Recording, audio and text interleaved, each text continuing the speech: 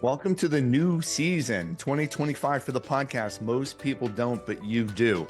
We are thrilled with all of your support. Thank you for listening, liking, subscribing, and also sharing. We were able to see an increase of 45% of our listeners. We consistently reside within the top 2 to 5% of podcasts worldwide. My name is Bart Berkey. I am the founder of Most People Don't. During my 16 years with Ritz-Carlton and 30 years plus in hospitality, I certainly gained a unique perspective on how the element of service can inspire intentional, above and beyond actions. Not only do we have the podcast, I travel around the globe with keynote messages in addition to sales and service training. If you are a group or organization that is in need of some motivation or an inspirational message, please reach out to us through our website, which is mostpeopledon't.com. Most importantly, thank you for doing what most people don't. This is the podcast. Most people don't, but you do. This will be probably episode close to 170.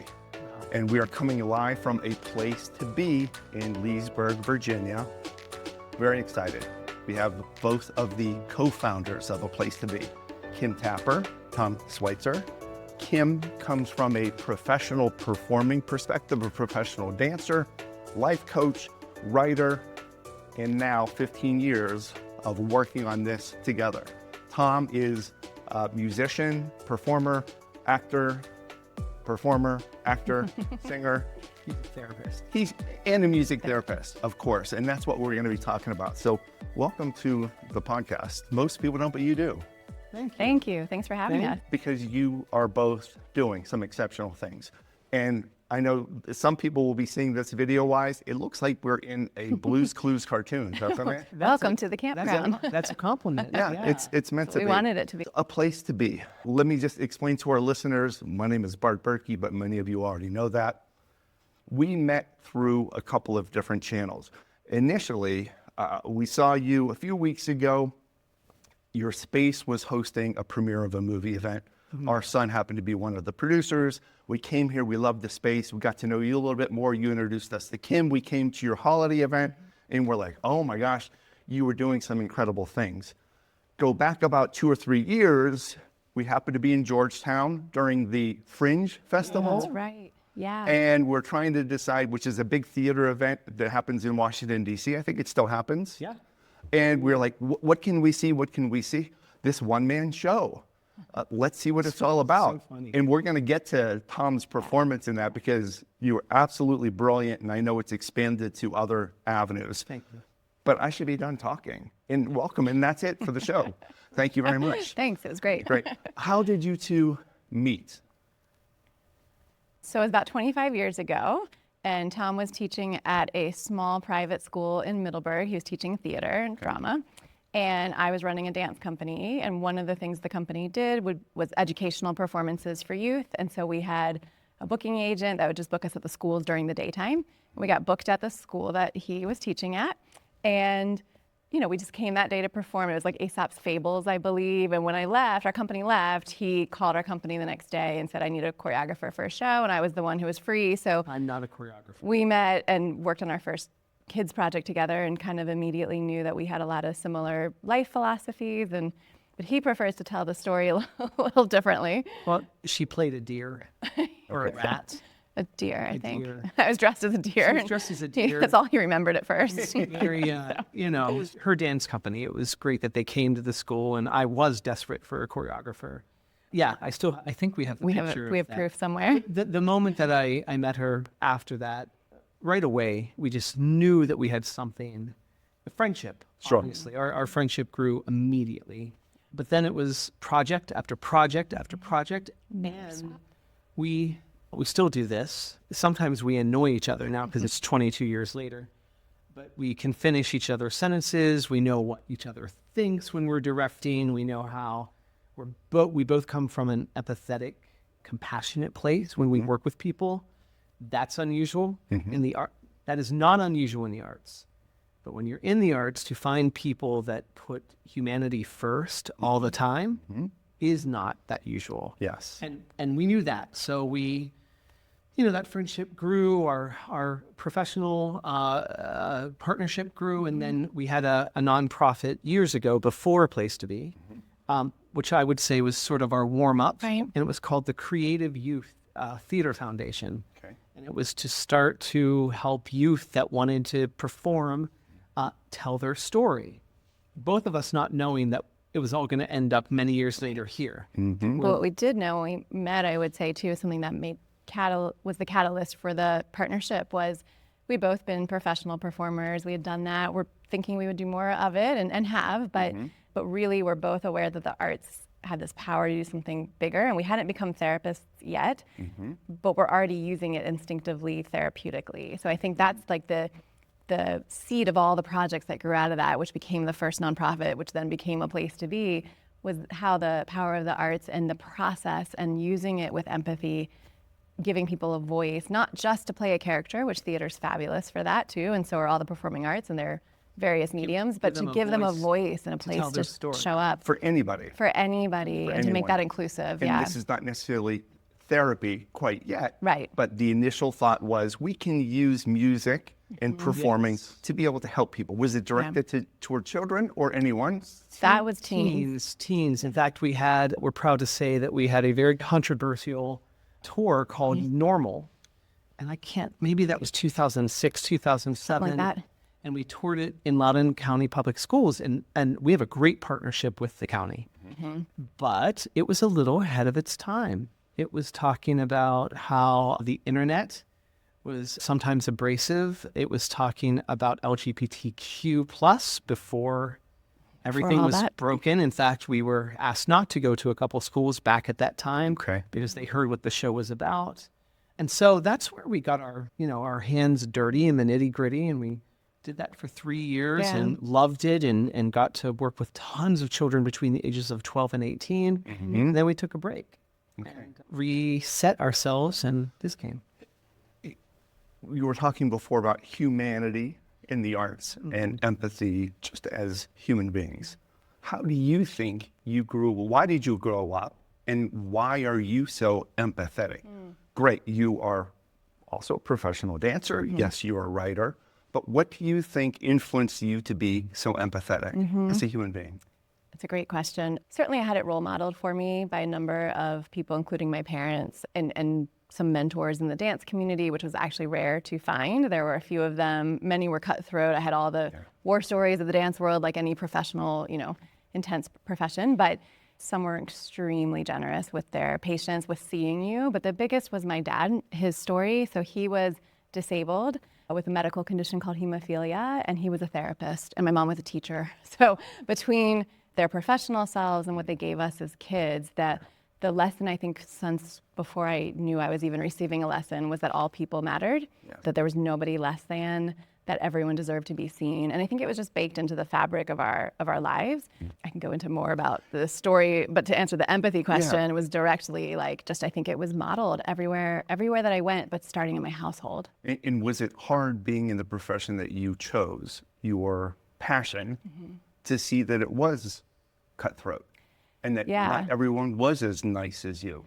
Yeah, in fact, I was just having this talk with my mom the other day. I don't remember what it was, but I was auditioning for something, and they were not pushy stage parents at all, but that particular one time, in dance auditions, you wear the number on your chest, and you're just a number for that moment. And she was standing at the door, pushing me to go forward to the front of the room because I kept letting everybody go in front of me. And I was like, oh, no, you go, no, you go. And I just wasn't competing enough. I wasn't. And it's funny, I look back at that part of me in my life, and I had plenty of things I went for, plenty of time. I'm so lucky to say I've made many dreams come true, and I got what I wanted to have happen, but I didn't ever do it by stepping on someone else, and I didn't ever fit in the mold of pushing. So maybe I could have had something else too. I don't know, but I was meant to be where I was. Yes, so. You were meant to be exactly where you are. Yeah. You were meant to be at a place to be. Yeah, okay? that's right. Without a doubt. And I knew it in my soul. I just was okay not to be cutthroat or step on people, to get to be seen more important than them. I just never had that in me. Fantastic. So Yeah. lesson number 1 for our listeners: have great influencers. If you can, find a mentor or find someone that you can admire, respect. And your parents were setting that example probably without you even noticing. Two, be authentic. You don't need to change who you are, because guess what? Look at what you are both doing. And I want to hear your empathetic story here in a moment. But you've been able to accomplish what you wanted to do by being nice. Yes. And by being kind. Yes.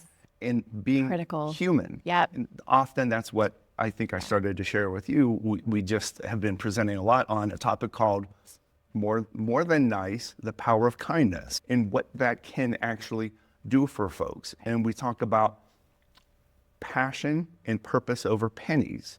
What are you chasing and why? Yeah. And I believe what you are doing, it's a great example for businesses as well. The humanity aspect. Can we do decent things by people and for people? And still be able to keep a business open. Yeah.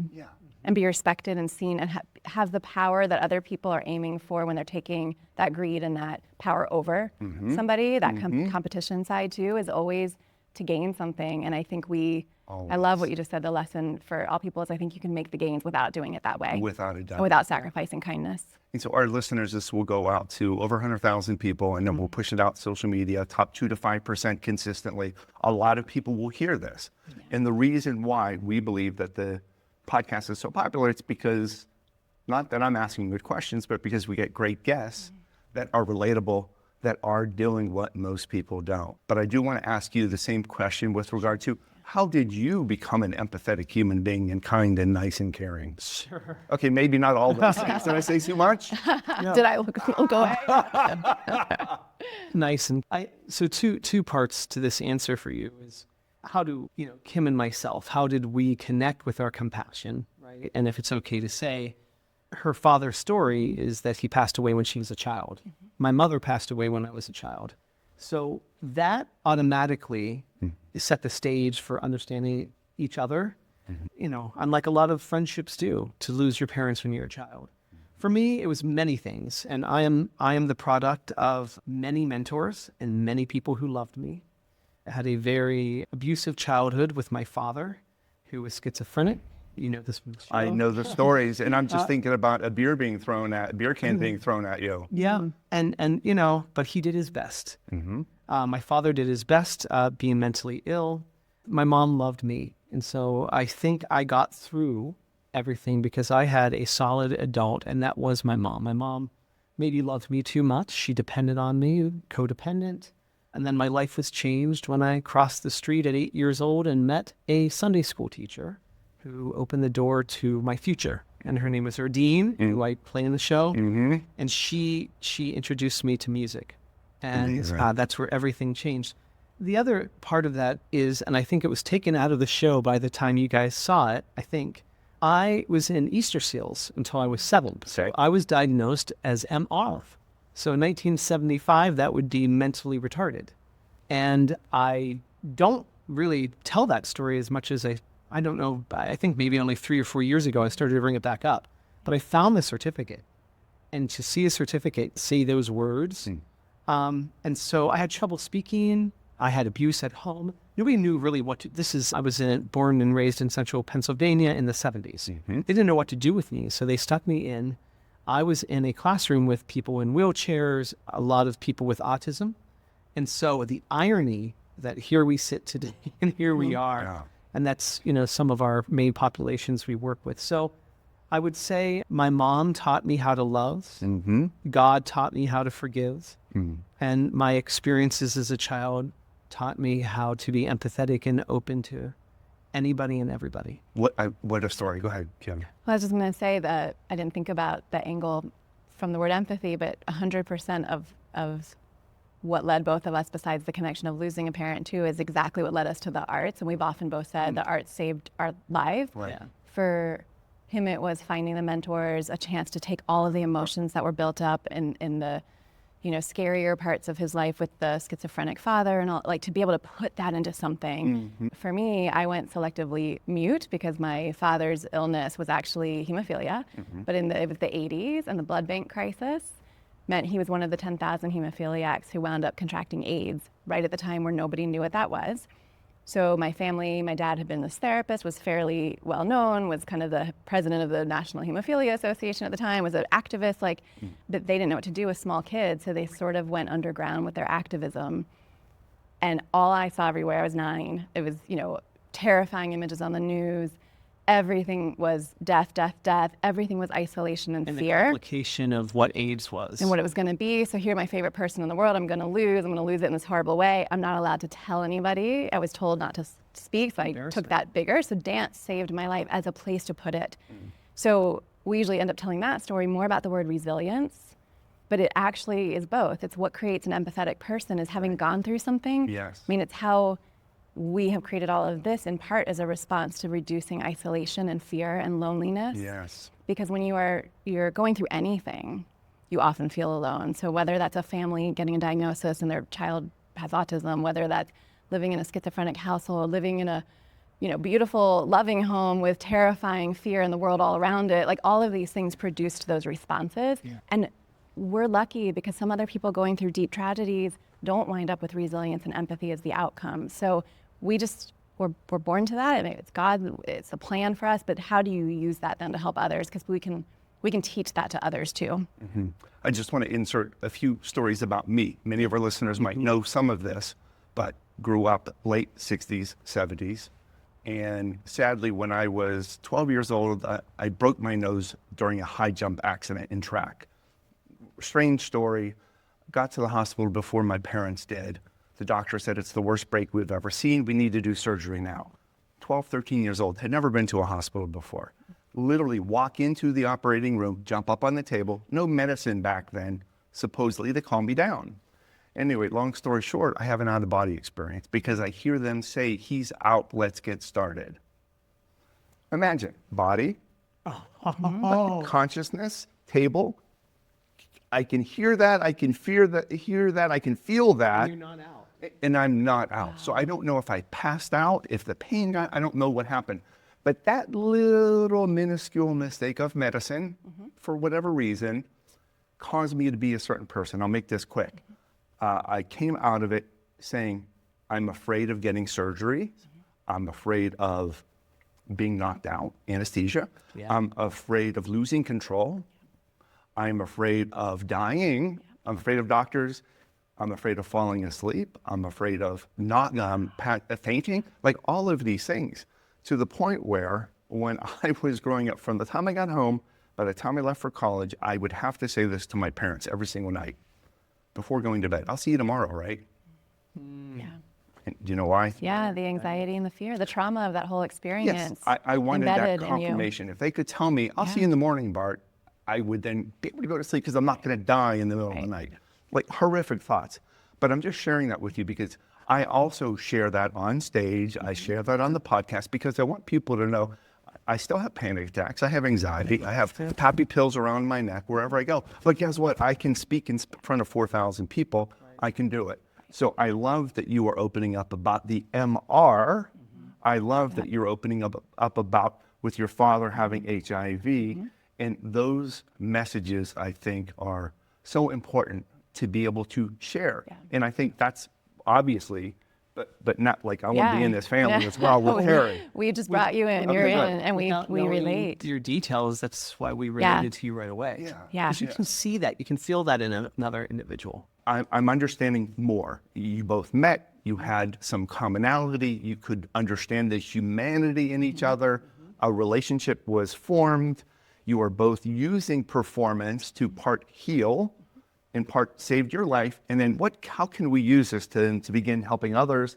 Because you grew up seeing people and being in a classroom with autistic people and people in wheelchairs. You saw a lot of different tragedy from the lens of your father's perspective. When did the idea of music therapy then happen? Today's podcast is sponsored by Merch Madness Group. Go to merchmadnessgroup.com for needs with regard to corporate gifting, luxury items, merchandise, branding. It's a small business out of Southern California. Please support them. They can certainly use your help. Merchmadnessgroup.com. Sponsorship allows us to provide zero-cost information regarding the platform of taking action, featuring leaders from all over the globe that are now teaching us lessons on how we can go from a great idea to making it happen. We are accepting requests for new sponsors for several of our episodes throughout 2025. Go to the website.com click on podcast and you will see an inquiry form. Thank you so much for your continued participation, for your listening, for your sharing, and for helping us to become better at doing what most people don't do. Yeah. So, Or how? yeah, how? So, yeah, it happened one day, actually. And so I knew that I was doing therapy almost all the time with the students I was either directing or teaching, who we were working with together. They would stay after for 2-3 hours at a time to talk to us about their thoughts and feelings. All the voice lessons I gave really were therapeutic. And so I had a one-day experience in, I think it's 2005, 2006. You know, I had my theater degree and I was happy with what I was doing. I knew I had more in me, and we were working together, and I knew there was something more. And then one day I had a voice lesson with a young man who was about 13 years old, and he had lost his father to suicide. And he brought in a poem and asked me to write a song with him. And in that moment, I felt I was doing something small to shift the sadness of the world a little bit. And then that night, I was playing Horton the Elephant in Seussical musical at Shenandoah Summer Music Theater, you know, a professional regional theater. And I was in my elephant outfit, and I was sitting on an egg, ready to hatch it like he does. And I thought to myself, what am I doing? I am sitting on an egg. And these In an people elephant paid like costume. $40, $50 a ticket to see me in an elephant costume. And I still love it. I happened to do Seussical 2 other times after that. But I knew in that moment, I was thinking about the boy I worked with about 5 hours earlier. And then I went home and I looked it up. And I thought You looked up what? Music therapy? And I didn't know. Did you know it was a thing? I knew it was a thing. But when I went to Shenandoah University in the early 90s, music theater people, we were, you know, in one place in the university. Music therapy was down in this basement. And I was always intrigued. What do they do down there? You would hear music, maybe somebody had a wheelchair, people with autism, Down syndrome. But I never thought about it since then. And then this night, Seussical, I just thought about that boy all night. And I was like, I can do, that's what I do. Yeah. And so I looked it up and went back to school twice and found out the power, the science behind what music can do for us. And I do want to get to some of the science behind. I've been listening a lot to Andrew Huberman, his podcast. I don't know if you know what it is. He's a neuroscience scientist and professor, I think at Stanford. And he shares a lot of like scientific things of how we can learn these things about the brain and then apply them for regular everyday life. So he's kind of interpreting things. Right. So I do want to hear that lens of things.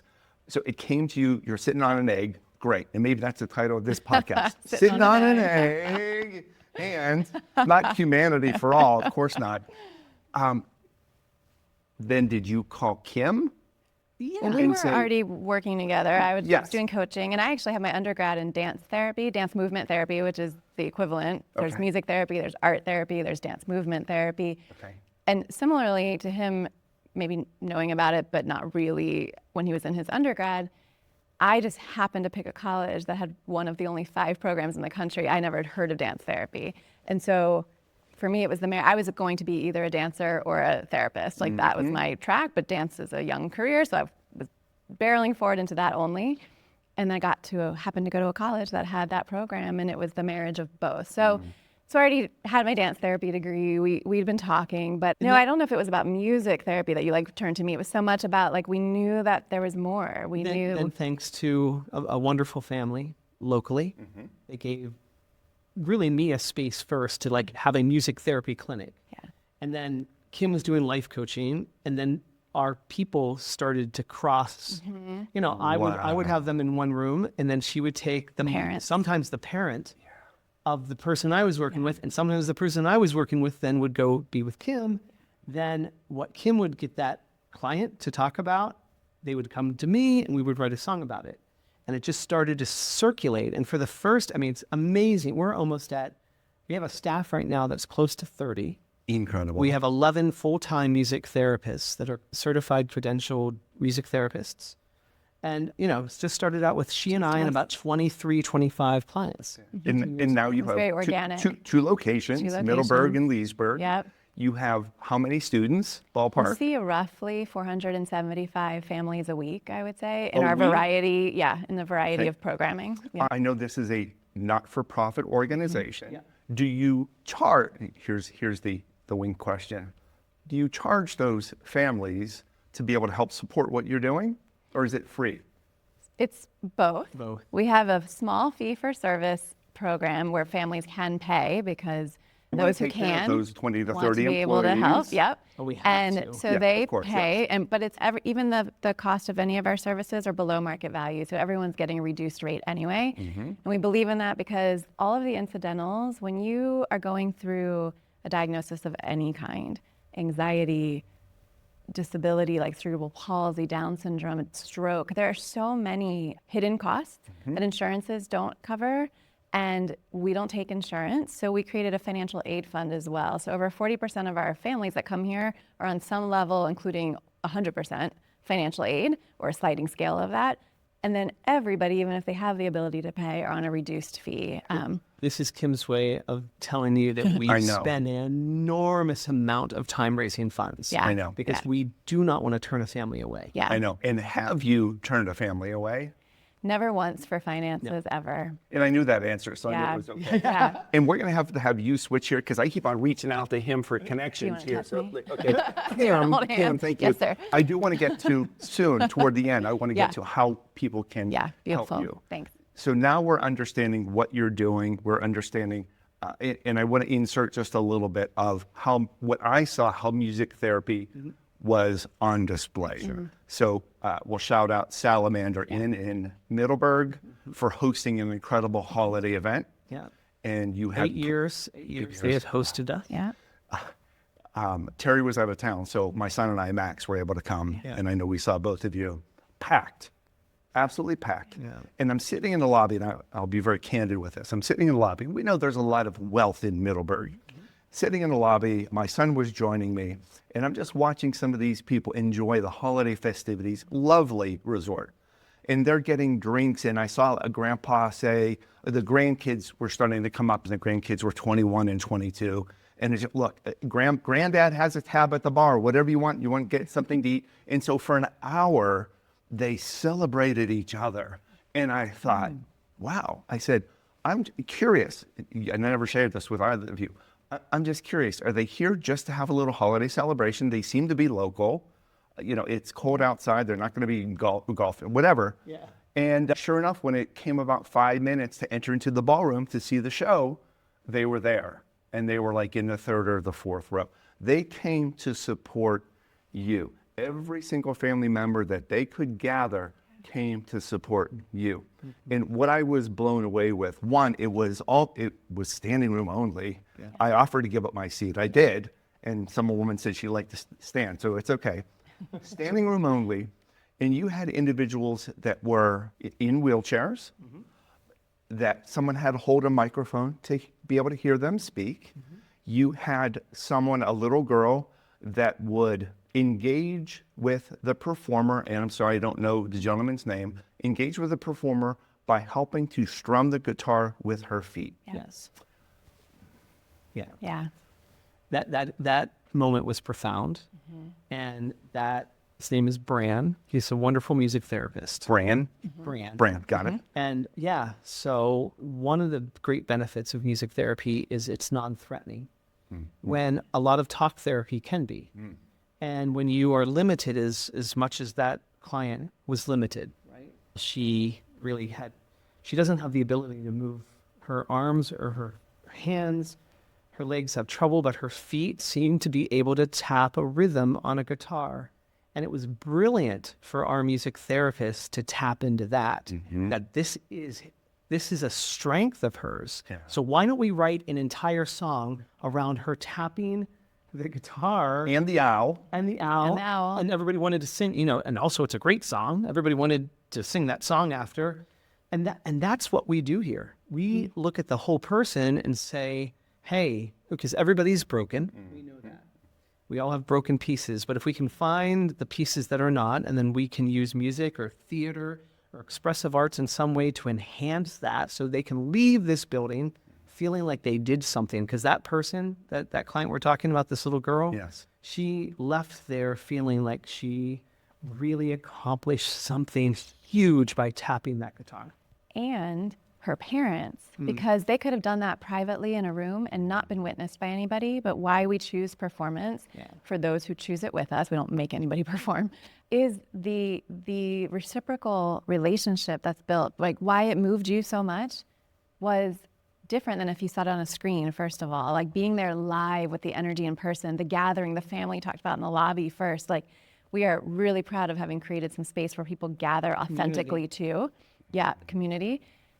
She got to feel proud, like some big thing had happened, but her parents as well. So when we talk about shifting perspective with performance, her parents would never have thought, this is a child that is not going to be cast in her school's musical. She's not even necessarily involved in a school at all necessarily. So to have 500 people applaud, yeah, and I hope I can tell in your being, this is true for you, never a moment of pity. Never. Like Tom just said, every one of us has something. So when you sort of like level the playing field, if you will, by seeing each other's vulnerability and their ability and possibilities, we don't have to feel the same about our own stuff. We don't have to judge somebody else for their stuff. We suddenly are just human beings showing who we are. Kim and I were clear on that from the time that we started A Place to Be, that we would not do what people call inspiration porn, that there's just inspiration. And look, another person in a wheelchair, look what they can do. Yeah. That it must come from an authentic place,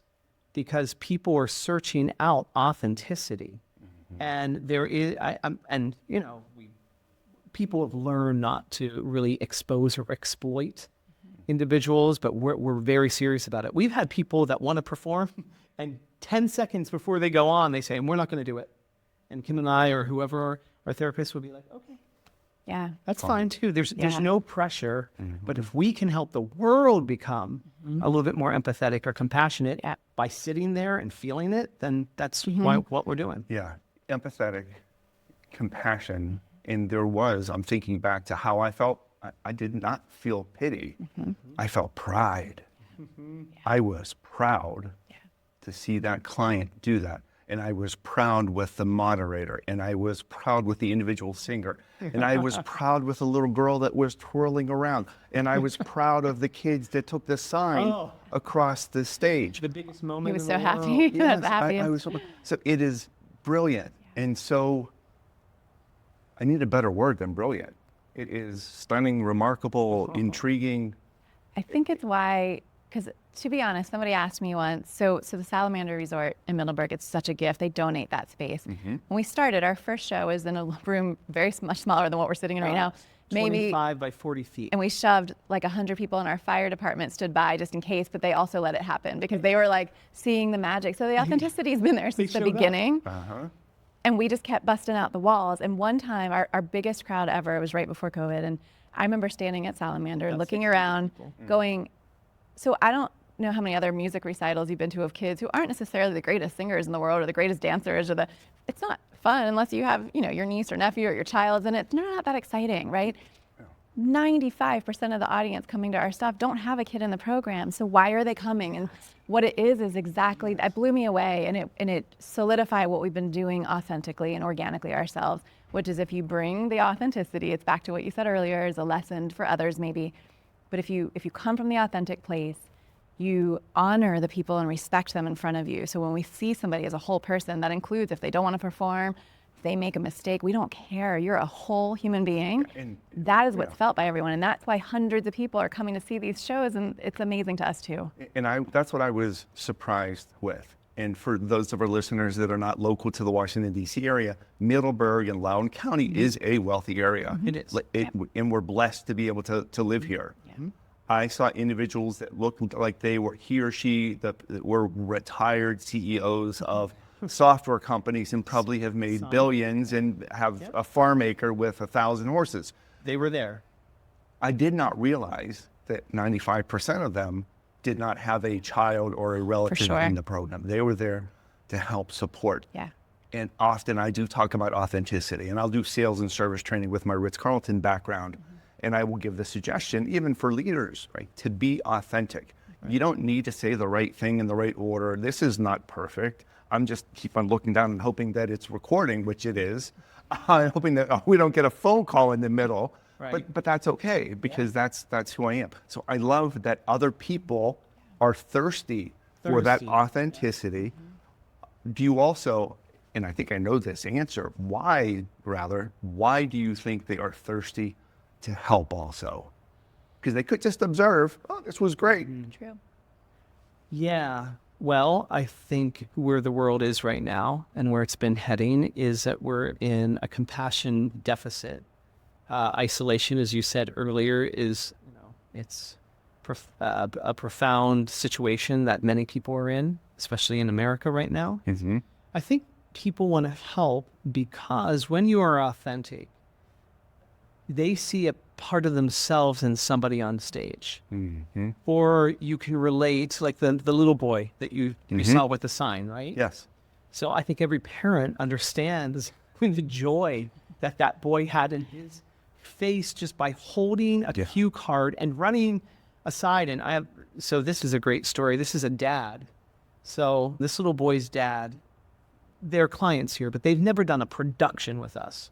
They came to the first rehearsal here in this room, and the father said to me, just so you know, my son is not going to be able to stay here for more than 3 minutes. He will not last for more than 3 minutes. Thank you so much. But, we brought him here. And, you kind of find that like, okay, that's a challenge because we have a great staff. Mm-hmm. So dad sits down, little boy, he's right. He's running. He also talks all the time. And it was amazing. And he did kind of speak on stage, and he'll narrate. Here I am sitting with a man on a chair, and there's a stump, and then there's a tent behind me. He'll just talk and talk, anything he sees around him. So that night, 3 minutes went to 8 minutes, went to 10 minutes. And dad is sitting out there in awe that we can keep his son involved. At 15 minutes, I look out to the audience and dad is gone. Dad is out in the hallway talking to his wife saying, our son made it for 15 minutes. Simple, little gesture, care, opening up. Because imagine being that family, what it's like every day, 24 hours a day. Yes. So we sat behind a family, and one of their children, the son, was involved with one of the infomercials. The pride of that little boy, and one of your other team members, I'm sorry, I should have gotten all the team members' names, came by and said, I was editing your clip all last night. It's great. You're going to love it. Started to beam. And then, of course, when he appeared on this infomercial on the screen, such pride. And the mom beamed, and the dad beamed, and there was this just pride. So thank you for giving some grace and reprieve and some hope and some calmness and some prideful moments. All of these things, and every parent deserves. Every parent deserves. So what belonging really is. Yes. Is like that you have a place where you feel everything you just said. Yeah. It seems like you want to be where, like you want to be where a place to be. You want to be here. Well, this is, our initial. I tried to insert that Yeah, in that there, was and good. it didn't really you work. Want to be at a place to be. That was very good. No, and our first 9, 10 years, our first 10, 11 years, our tagline was where music meets therapy. Okay, because you understood that. We do therapy, there's music therapy. Now it is community, belonging, and hope. Because we are much broader and wider and expansive than just the music therapy. We offer opportunity for people to connect, to find their voice, and then to express themselves. And by gathering these families together and gathering people in an audience, you can feel better about life. You can leave with some hope. Yeah. And that is exactly why I think people want to help. Mm-hmm. They're looking for hope, and you are providing the community that is enabling those conversations, those feelings that generate and propel Yeah. hope. Are you assisting only children? Are you assisting adults? Are you assisting seniors? Yes. And I don't know Yeah. this answer. Yes. Yeah. Our main population, our focus really it's children, especially between ages 8 to 18. We work with 18 and above, especially the 18 to 25-year-olds, because that is a gap, especially in the disabled population where there's not a lot of resource. We have a choir made of traumatic brain injury, stroke survivors, dementia, Alzheimer's. We don't have at this point a lot of contracts with older, but we work with nursing homes and different places where we can provide music. So yeah, Some other day centers with adults, some of our local day centers, and this is common around the country too. Sorts of ages. When you have a disability and you finish school, course. there's less than optimal choices after Yes. that, and one of the pathways is day centers, and so we contract with some, and so we provide music therapy and socialization groups for their adults, and that can go up to older adults too. So Right. So the individuals that are listening, I know, are appreciating the efforts. They probably are feeling the emotion of you being able to help and contribute and do good things and pull together your passion to be able to give to others. You are fulfilling your souls while helping others. How could we kind of talked a little bit about what they could learn, but any suggestions, Kim, on what could they do now for themselves? I want to get to the end, which we're moving toward, is how they can help support this initiative. And you have won terrific awards from Loudoun County Business of the Year, Leesburg Awards, Community Service Awards, working with Loudoun County Public Schools. Terrific. What could a listener do? Everyone has something, and not everyone is always talking about it. What could someone do to make themselves feel better with perhaps music, just as they're listening today on the car ride, or when they get home with movement? Anything that people absolutely, can do? there's so much, and it's all free because we live in an age where we can access music in countless ways for free too, and movement. I think anybody listening right now can do some deep breathing to recenter themselves. They can put together a playlist or turn on their favorite songs from childhood. Even if your childhood was a hard one, there's some song that got you through. That's origins of music therapy right there. You're giving therapy to yourself through music. You can do a little dance party, even if you're only part of your body that moves or your eyelashes. You can blink a lot and you can dance with your heart on your sleeve really coming out. You can call a friend, call a stranger, call a hotline if you need help directly therapeutically.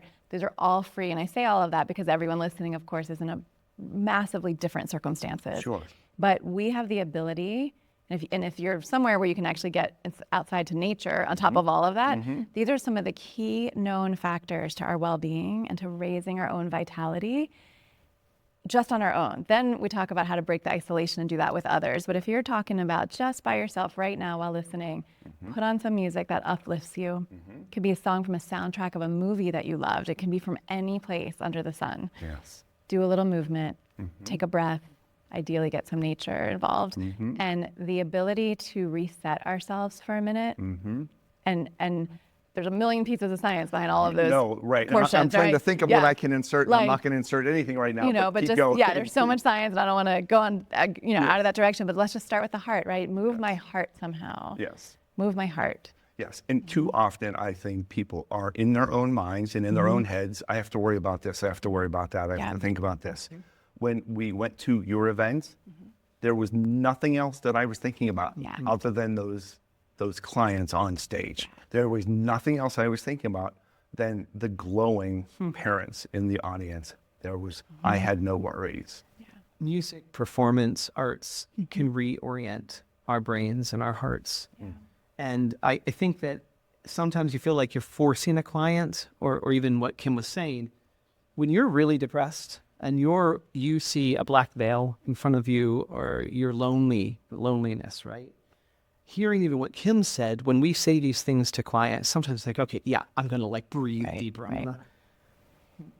having a stimuli like music, like dance, like nature, having something to move you to the next place. Yes. I used to always be careful to not use the word force. You have to force yourself out there. You have to force the music on. You have to. I use it all the time now because I think depression and loneliness and just being so inside of yourself that you're turned inside out can be so hard to get out. You have to force yourself to get up. You have to force yourself to move. You have to force yourself to dance. As somebody who struggles with that too, and you talked about your anxiety, I struggle with depression as well. It is initially, symptomatically, in our heads.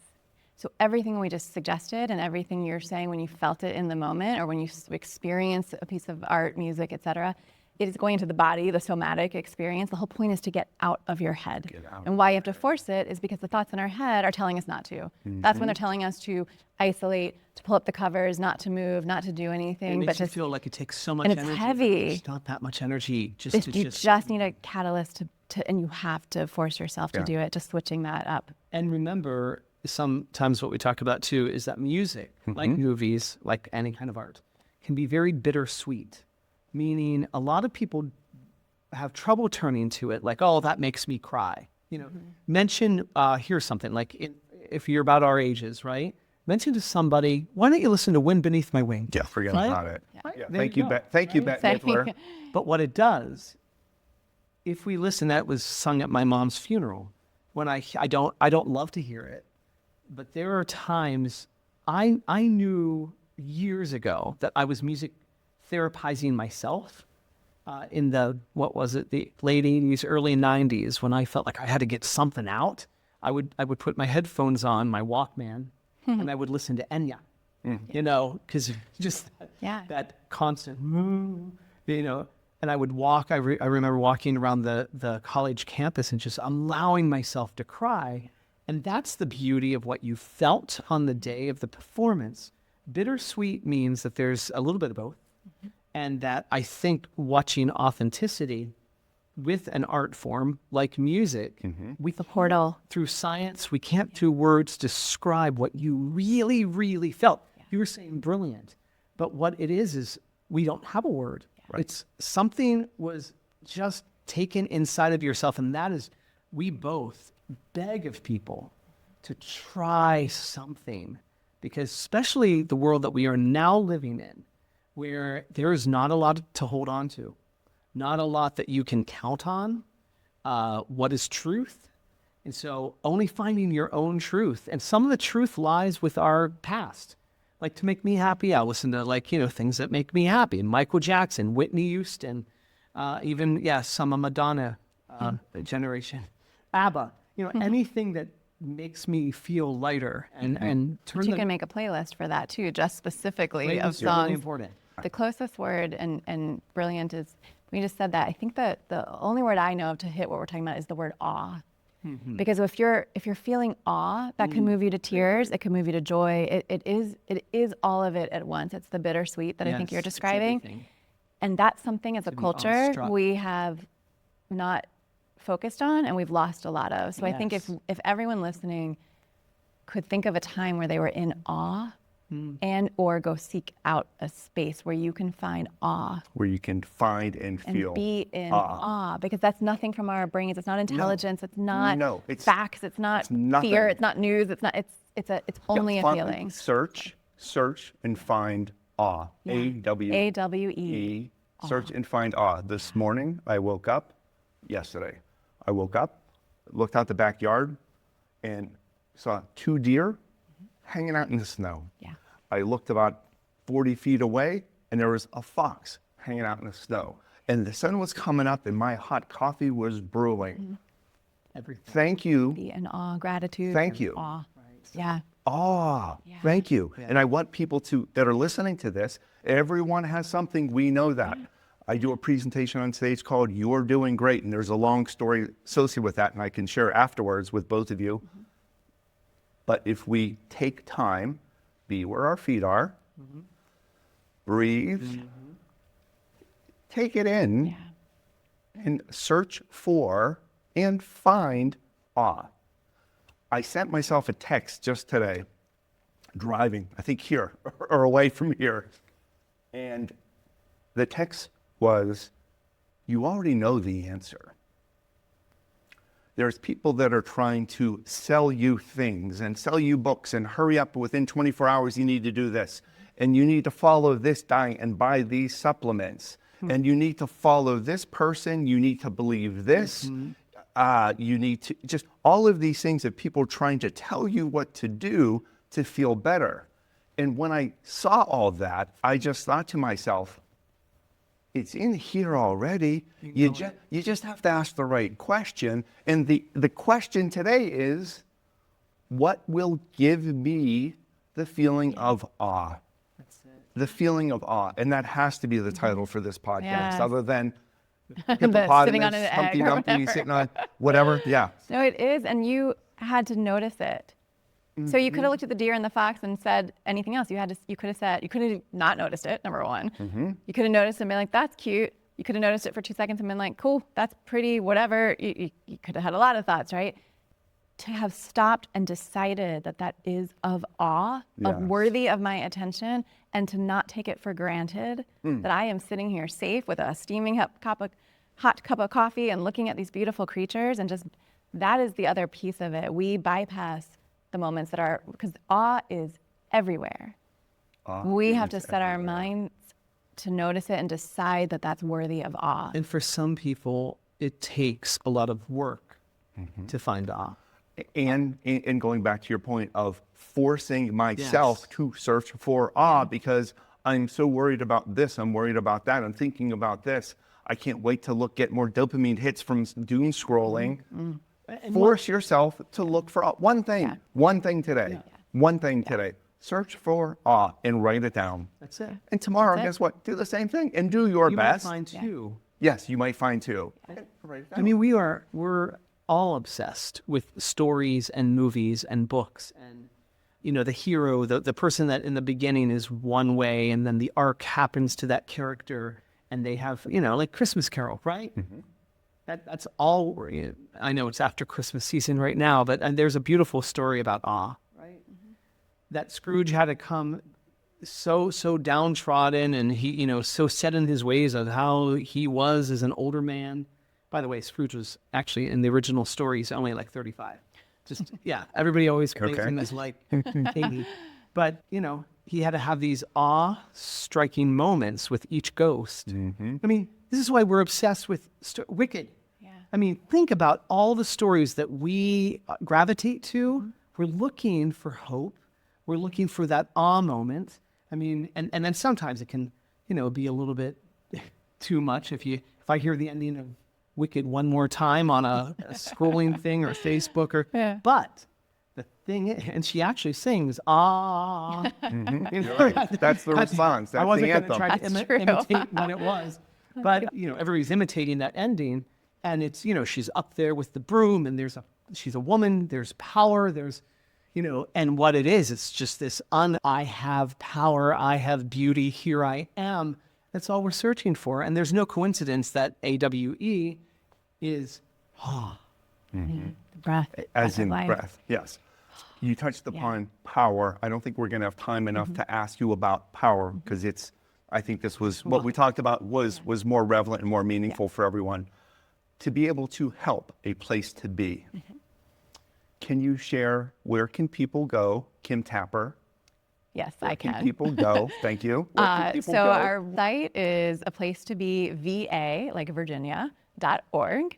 Our Facebook page is a place to be. It's where we kind of keep it like a journal. We have lots of links to our YouTube channel, but on the website is a donate button. So that is one, of course, way for people to help, and every penny counts because it's all going straight to services that are serving people with everything we talked about today.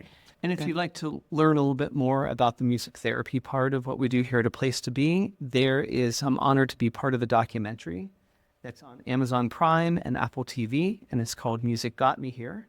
And it is about our work with one of our clients who has traumatic brain injury. Okay, is it currently playing? Yeah. Okay. Yeah, You can get it it's on currently- Amazon, yeah. I think you can rent it for, I Yep. think, $3.99. Okay. And then I would say the last thing, and this is just for listeners everywhere, is we are honored to be here with you. We love doing this. We love talking about how more people can tap into this. Yeah. And if ever somebody was wanting, if we can come to somebody and help them or bring this, topic as a presentation to somebody, anything like that, there's lots of ways. On our website, same thing, placetobe.va.org is easy to get to our contact info and people can reach us easily. And that's what I was also thinking on the way here. And just even as you talked about humanity, I'm trying to bring kindness, and I'm presenting to groups all over, a lot of times corporate groups and association groups. But how brilliant what you're doing, because you could apply it to any culture. Yes. It's the listening aspect. It is the searching for awe.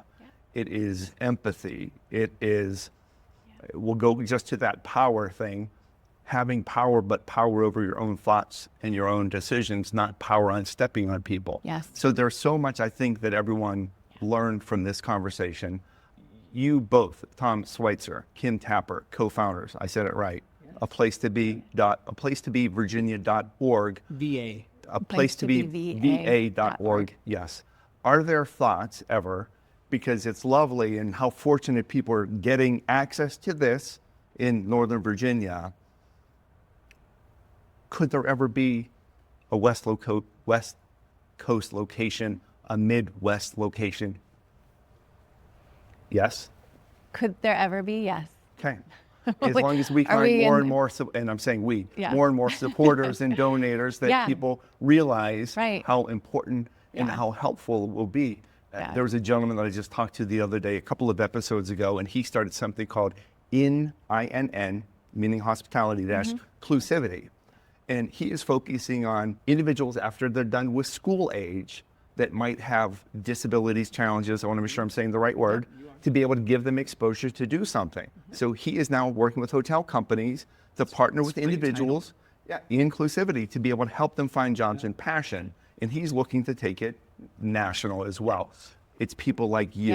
Go ahead.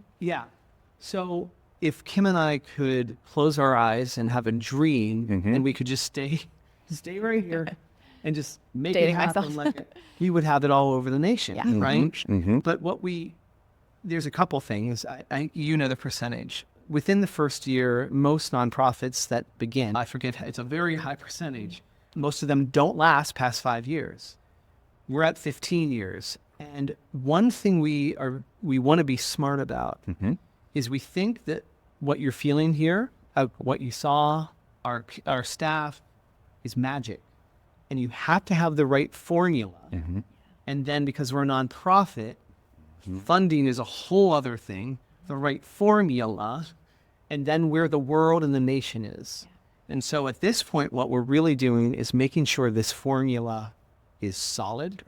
This infrastructure is solid. So if people or somebody in time wants to take it, they possibly could. But right now, we're very Loudoun County focused because it's the fastest growing. And, you want to be here. And then we can see what happens. And the middle ground that we're working towards, why I said yes, it's possible, it's conceivable, because anything is. But the middle ground is disseminating the work. So we have so many original shows that are written for inclusivity. Those shows can be rented and taken by other places, and we can go help. We have presentation skills, much like the inclusivity guest of yours. We have a group of young adults who are like veteran performers now who love to tell their story. We've been taking them to businesses to talk about inclusivity. They need a platform. They could go all over the place. Like, we have research studies that can go beyond, right? So there are a lot of ways that we are already reaching beyond just Loudoun County and can do a lot more. And then teach other people. Let folks come to us to learn and taste this and come to workshops here and then send it back to their communities too. So that'll be the middle ground until, Fantastic. One of your colleagues that was kind to greet us today, I said, how long have you been working here? So X number of, years or months. But sadly, I'm going to be leaving. I was like, what are you going to do? I'm going back to school to become a music therapist. So you are creating that. You are creating that. And I also love the aspect of you don't want to grow too fast for the wrong reasons. And just when we're on this stage live at a place to be, va.org, there was a gentleman that was practicing something with Kyle. Remind me of his name. Dan and Kyle, probably Dan. Kyle, yes. And I said, what are you working on? Would you mind sharing? It's a little bit about what you're doing for, is it hopefully not a secret, we can edit everything out, Loudoun County Public Schools, and is They it come here becoming a field friend, trips. be a friend? Is that the something place to about- be me? They were 5 ways to make a friend. Yes, 5 ways to make a But friend. I think they were probably talking about a place to be me, which is this campground. Oh, yes. And they come every Wednesday, first and second and third graders. Third and fourth come. Third and fourth fourth graders graders come to the A Place to Be Me show, which is the one that gets bussed into the spot we're sitting in right now. Okay. And this is a show created and derived from the social emotional learning curriculum from LCPS. So we're partnering already with Way Bigger to get that word out. And this show, who knows, can go beyond maybe as well. A Place to Be Me. That's the name of this show. Okay. Yep. Is it recorded and can it be catalyzed? Is that the vision for perhaps Potentially, later? yeah. Okay. Yeah. This semester because we piloted it last semester, and the semester we're in now, it's going And now to be we're talking recorded, to and we'll the see. schools about creating one that might go on tour, Great. about acceptance and diversity. So important. Timely. All the things that you were doing, Kim and Tom, thank you. Thank Thank you. you Thank for you. doing what truly what most people don't do. Can you fill in the blanks? I'm going to ask you each separately, and then we'll conclude. Most people don't blank. What comes to mind? So many things. Most people don't think they matter, and therefore don't use their voice, don't use their gifts, don't seek out the awe we discussed, don't know that they can to go. Great. You can, you will, you do, you matter. Search for awe. How about for you, Tom? I was going to probably say the same thing. See, we finish each other's words. But most people don't know they have the ability to change their lives completely. So going right off of what Kim said. And I want to say this when we both say this. It's easier to be the therapist. It's easier to be the teacher or somebody telling somebody you need to go out and do that and turn on the music and change. I really believe that we are in a time right now that it is so hard for so many people to find the light, find the hope. And this is why it's really important what you're doing and what you're putting out there in the world. But I think most people don't realize, we talked about resilience It's earlier. it's what you said earlier, they already have it. Inside of you. It's already there. It's They there. don't know already it's there. there, so therefore they don't do or see. Unlock it. Let it go. The answer is inside of you. Force yourself. 3, 2, 1. Take action. Right? Slow motion is better than no motion. Put on your running shoes and take one step. Day one or one day. Yeah. I mean, they really She are. knows the drill. They really are. So please, thank you again. So to our Thank listeners, you. right? A place to be va.org. Yes, I will finally get it right. Learn about Tom, learn about Kim and the rest of the incredible team, what they're doing, get involved, help them donate, like and share, do all those great things. Thank you so much. So well done.